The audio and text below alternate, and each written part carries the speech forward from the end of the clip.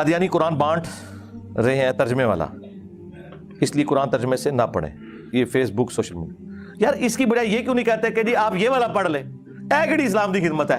یہ تو اسی طریقے سے ہے کہ اگر محسن بھٹی صاحب ایک ویڈیو ریکارڈ کروائیں کہ یہ دودھ جو ہے وہ 2 نمبر ہے، تو اس کے بعد کیا لوگوں نے چائے پینا چھوڑ دینی ہے یا بچوں کو دودھ پلانا چھوڑ دینا ہے؟ یار خدا کے لیے، ان کے ویلاگ کا یہ مقصد نہیں ہے. وہ یہ بتانا چاہ رہے ہیں کہ یہ والا دودھ جو ہے نہ پئیں، خالص دودھ پئیں. تو قرآن کا ترجمہ اگر کوئی غلط کرتا ہے، ویسے تو میں اس بات کے ساتھ ایگری نہیں کرتا ہوں، قرآن کے ترجمے میں کوئی فرق ڈال ہی نہیں سکتا، تو آپ کیسے یہ کہیں گے کہ قرآن ترجمے سے ہی پڑھنا چھوڑ دیں؟ کہ ڈوڑا روند مار دو یار، پیٹ سے آپ آ کے بیٹھ گئے ہو. یعنی اگر کسی کے گھر میں کھانا صحیح نہ بنا ہو تو کہنا میں دوبارہ روٹی نہیں کھانی، یہ کہتا ہے. یا وہ سیدھا فون کرتا ہے اور جناب آن لائن جو ہے کوئی فاسٹ فوڈ منگوا لیتا ہے یا جا کے لے آتا ہے. کھانا پینا تو نہیں آپ چھوڑ سکتے، یہ آپ کی بیسک نیڈ ہے قرآن ترجمے سے پڑھنا. تو یہ 2 نمبری چھوڑ دیں. اور پھر میں نے دیکھیں بارہا یہ بات کی ہے اگلے دن لائیو سیشن میں بھی، کہ آج تک ہوا ہے کہ BBC یا CNN کی خبریں چل رہی ہوں اور اس کے جو نیچے پٹی چل رہی ہوتی ہے جس میں خبر لکھی ہوئی ہوتی ہے، دنیا کے آدھے انسان اس کا ترجمہ کچھ اور کر لیں اور آدھے کچھ اور کر لیں. سکینڈل لکھا ہو ایک پولیٹیکل لیڈر کا اور اس سے دوسرے کا سمجھ لیا جائے. کبھی ایسا ہوا ہے؟ قرآن کے ساتھ ایسے کیوں کرتے ہیں کہ جی وہ ترجمہ؟ آج کس ماڈرن دور میں بات کر رہے ہیں ترجمہ، جبکہ لیونگ لینگویج ہے قرآن کی عربی. یا تو زبان مر گئی ہوتی نا، دنیا میں چند لوگوں کو آتی. دنیا میں اس وقت کروڑوں لوگ ہیں جن کی نیٹو لینگویج، لاکھوں نہیں کروڑوں، اور سرکار 1.5 کروڑ تو صرف کرسچنز ہیں بائی برتھ جن کی زبان عربی ہے. مسلمان تو آپ چھوڑ دیں کروڑوں میں، نان مسلم بھی 1.5 کروڑ ہیں جن کی زبان عربی ہے. آپ ان سے بھی جا کے قرآن کا ترجمہ کروائیں نا، اگر ان کو اردو یا انگلش آتی ہو وہ وہی ترجمہ کریں گے جو قرآن کی عربی لنگوسٹک کا بنتا ہے. مولوی بھی ترجمہ ٹھیک کرتا ہے، حاشیے میں جا کے نہ وہ اپنا لچ شریف تال دیتا ہے. ترجمے میں کون کیسے بدل سکتا ہے؟ مجھے بتائیں. ایاک نعبد و ایاک نستعین، جس کے اوپر پوری توحید کھڑی ہوئی ہے، کس فرقے والے نے اس کا ترجمہ یا علی مدد کیا ہے یا شیخ عبد القادر جیلانی مدد کیا ہے؟ اے اللہ تیری عبادت کرتے ہیں، تجھی سے مدد مانگتے ہیں. تو یہ کس طرح کہہ سکتے ہیں آپ کہ ترجمے بدل گئے؟ الفاظ کے چناؤ میں فرق ہو سکتا ہے، ترجمہ نہیں بدلا. ترجمہ تب بدلے گا جب اعوذ باللہ من الشیطان الرجیم کا ترجمہ کوئی الٹ کر دے اور بسم اللہ الرحمن الرحیم کے ترجمے کو یہ سمجھ لے کہ شیطان کے نام سے شروع. نہیں، یہ کوئی نہیں کرتا. اگر کوئی کرتا ہے اللہ کے نام سے شروع، کوئی کرتا ہے شروع کرتا ہوں اللہ کے نام سے، کوئی کرتا ہے شروع اللہ کے نام سے، تینوں نے اللہ کے نام سے شروع کیا. اس پہ میں بہت سال پہلے ایک ویڈیو ریکارڈ کروا چکا ہوں. قرآن کے 8 تراجم، 8 ٹرانسلیشنز آف قرآن اور علماء کا دھوکہ. یہ بیسیکلی رنگ میں بھانگ ڈال رہے ہیں، پچ کھود رہے ہیں، اپنی باری لے چکے. میں یہ چاہتے ہی نہیں آپ قرآن پڑھیں، اور یہ قرآن کے دشمن ہے کہ جی وہ جی ترجمہ کون سا ترجمہ بدلا ہے؟ ایون یہ جو قادیانیوں کے بارے میں بھی کر رہے ہیں نا، آپ کو اسپیسیفکلی کوئی پورشن لے کے آئیں کہ جس کے اندر انہوں نے ترجمے میں فرق ڈال دیا ہو. اور معذرت کے ساتھ ایک ہی بڑا ہمارا ان سے اختلاف ہے نا ختم نبوت پہ، اس میں انہوں نے ترجمہ ٹھیک کیا ہوا ہے، آپ کے علماء نے غلط کیا ہوا ہے، سوائے چاند ایک علماء کے. صرف اس لیے ترجمہ کیا ہمارے علماء نے تاکہ عقیدہ ختم نبوت کو کوئی حرف نہ آئے. یہ کون سا طریقہ ہے کہ ناک پہ مکھی بیٹھے تو آپ ناک ہی کاٹ دیں؟ لوگوں نے اگر قرآن کی آیات سے غلط رزلٹ نکالا ہے، آپ لوگوں کو سمجھانے کے لیے قرآن کی آیت کا ترجمہ بدل دیں گے. خاتم النبیین کا ترجمہ نبیوں کی مہر ہے، لیکن قادیانیوں نے جو اس کا فہم لیا وہ غلط ہے. ترجمہ تو بالکل ٹھیک کیا. اہل سنت نے، اہل تشیع نے اس کا ترجمہ بالمفہوم کر دیا، سلسلہ نبوت کو ختم کرنے والے. بالمفہوم ترجمہ یہ درست ہے، تشریح کے طور پہ، لفظی طور پہ یہ ترجمہ نہیں ہے. لفظی طور پہ خاتم مہر کو کہتے ہیں. انہوں نے یہ کہا نبوت کی مہر، اور اس کے آگے انہوں نے خود اس کا جو ایکسپلینیشن وہی لچ تلا کہ رسول اللہ کے بعد جتنے امتی نبی آئیں گے اور نبی علیہ السلام کی مہر سے آئیں گے. سرکار یہ بتانے کے لیے قرآن کی آیت نازل کر رہا تھا. مجھے بتائے استغفر اللہ واتوب الیہ، یہ تو قرآن کی آیت میں فٹ نہیں بیٹھتا. دور دور تک قرآن کو بھی نہیں پتا کہ اس میں سے یہ مطلب کوئی نکالے گا. اس لیے آیت پوری تو پڑھے، اس کا اسلوب بتا رہا ہے. ما کان محمد ابا احد من رجالکم ولکن رسول اللہ وخاتم النبیین، محمد تم مردوں میں سے کسی کے باپ نہیں ہے بلکہ وہ تو اللہ کے رسول ہیں اور خاتم النبیین ہیں۔ یہ بات کرنے کی کیا ضرورت ہے کہ وہ کسی مرد کا باپ نہیں ہے؟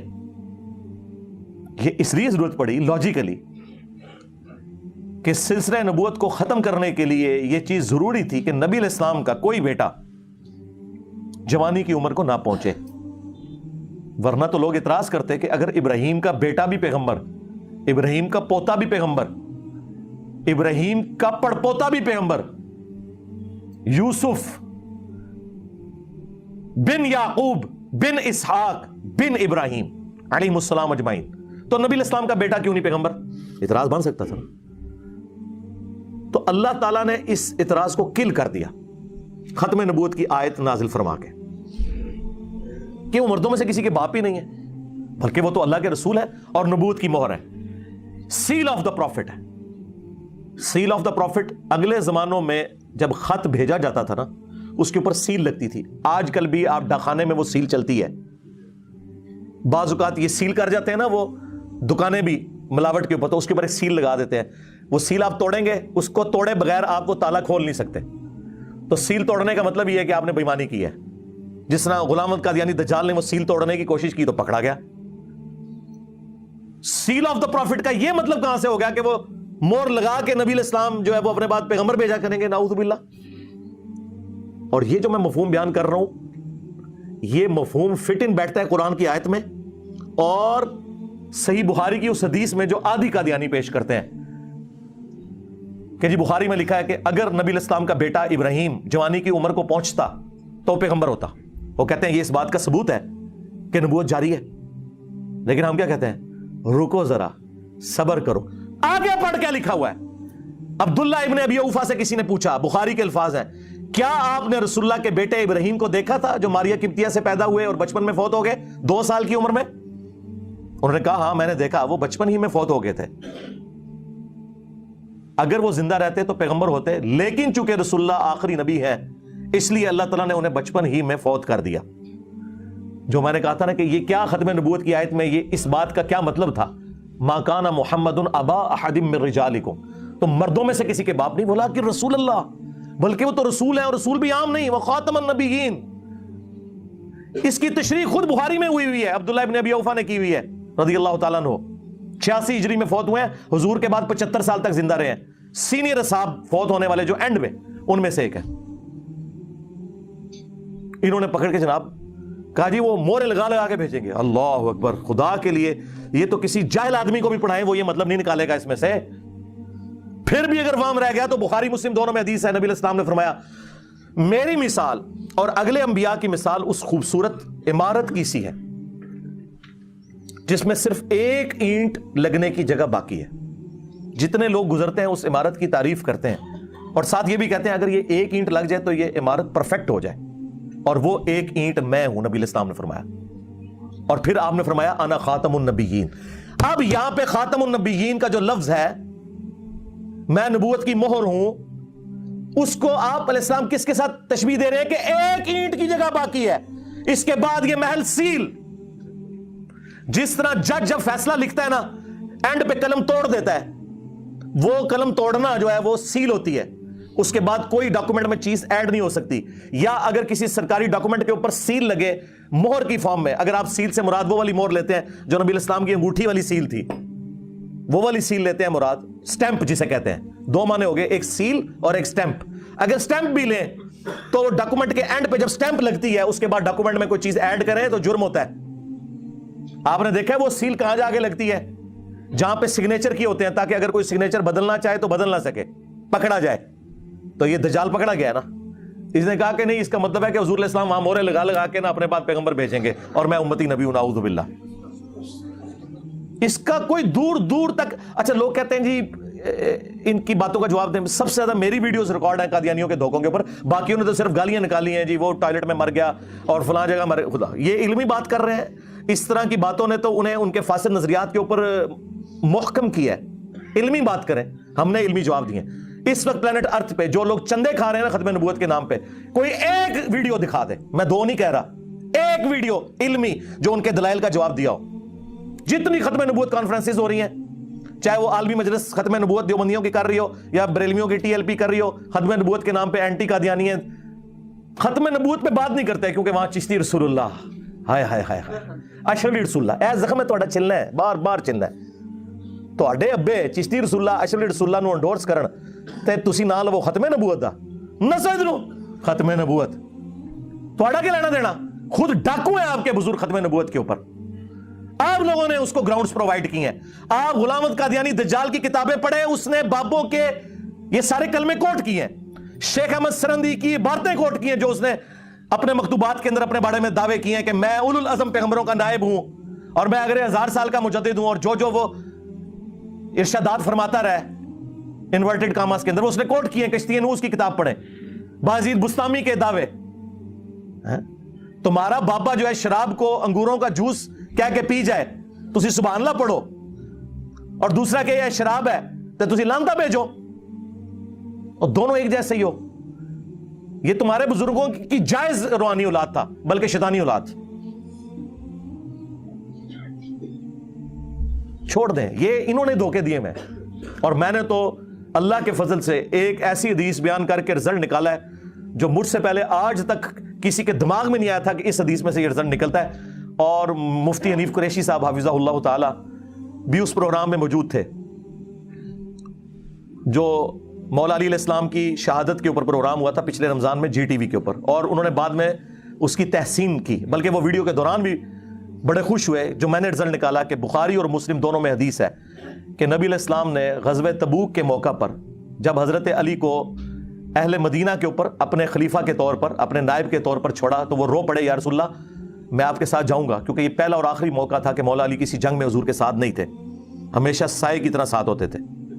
تو نبی علیہ السلام نے انہیں تسلی دی اور کہا کہ علی تو اس بات پہ خوش نہیں کہ تیری میرے ساتھ وہی نسبت ہے جو ہارون کی موسیٰ کے ساتھ, جو سورہ طٰہٰ میں آیا کہ موسیٰ علیہ السلام نے دعا مانگی تھی کہ اللہ میرے بھائی کو میرا مددگار بنا, اور وہ نہ صرف مددگار بلکہ پیغمبر بھی بن گئے ہارون علیہ السلام.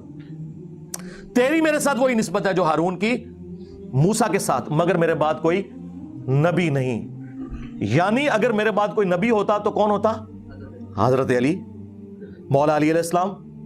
اور دوسرا, نبی علیہ السلام کا سب سے قریبی سپورٹر دین کے حوالے سے جیسا کہ موسیٰ علیہ السلام کے لیے ہارون تھے, اس لیول کے اوپر صحابہ کرام میں سے اہل بیت میں سے اگر کوئی سپورٹر تھا تو وہ مولا علی تھے. 2 رزلٹ یہ تو سارے نکالتے تھے کسی درجے میں. تیسرا رزلٹ جو میں نے نکالا ہے نا, وہ رزلٹ ہے کہ یہ بڑا اچھا موقع تھا کہ نبی علیہ السلام فرماتے ہیں کہ مگر میرے بعد کوئی نبی نہیں لیکن امتی نبی ہوں گے, اور پہلا امتی نبی مولا علی تو ہے. آپ نے کہا تیری نسبت میری وہی ہے جو ایک نبی کی دوسرے نبی سے ہوتی ہے, ہارون کی موسیٰ سے, مگر میرے بعد کوئی نبی نہیں. یعنی علی تو بھی نبی نہیں ہو سکتا. اگر مولا علی نبی نہیں ہو سکتے, نہ امتی نبی ہو سکتے ہیں, تے غلام احمد قادیانی دجال تے شے ہی کوئی نہیں, کیونکہ میرے علی سا ہے ہی کوئی نہیں, تیرا قادیانی تے شے ہی کوئی نہیں. یہ رزلٹ اس پلانٹ ارتھ پہ مجھ سے پہلے کسی نے اس حدیث سے اس طریقے سے نہیں نکالا تھا. ویسے وہ کوٹ کرتے ہیں ختم نبوت کی دلیل میں نا اس حدیث کو کہ جی نبی علیہ السلام نے یہاں پہ فرمایا مگر میرے بعد کوئی نبی نہیں, تو وہ کہتے ہیں اس حدیث سے پتا چلا کہ نبی علیہ السلام کے بعد کوئی نبی نہیں ہوگا. لیکن جو میں نے اس کا جز دریافت کیا نا کہ جس کی نسبت نبیوں والی ہے, اگر وہ نبی نہیں ہے تو کم از کم امتی نبی تو اسے ہونا چاہیے تھا نا. یہ کہتے ہیں نا امتی نبی ہونے سے ختم نبوت پہ فرق نہیں پڑتا. آپ ان سے پوچھیں نا کہ نبی علیہ السلام خاتم النبیین نہیں آپ مانتے, وہ کہتے ہیں ہم مانتے ہیں. کیوں نہیں مانتے؟ بالکل مانتے ہیں. پھر آپ حیران ہوں گے کہ پھر یہ بیچ میں چول شے کہاں سے تم نے داخل کر لی ہے. تو کہیں گے نہیں یہ امتی نبی ہے. تو انہیں کہو کہ اگر مولا علی امتی نبی نہیں ہے جو واقعی ہارون کی جگہ تھا نبی علیہ السلام کے لیے جیسا کہ ہارون موسیٰ کے لیے تھے, مجھے بتائیں اس سے بڑا کوئی درجہ ہو سکتا ہے؟ حضور کا ساتھی بھی, آپ کے اہل البیت میں سے, آپ کا داماد, جنتی عورتوں کی سردار کا خاوند, آل محمد کی نسل وہ والی رسول اللہ کی, ان سے چلنی,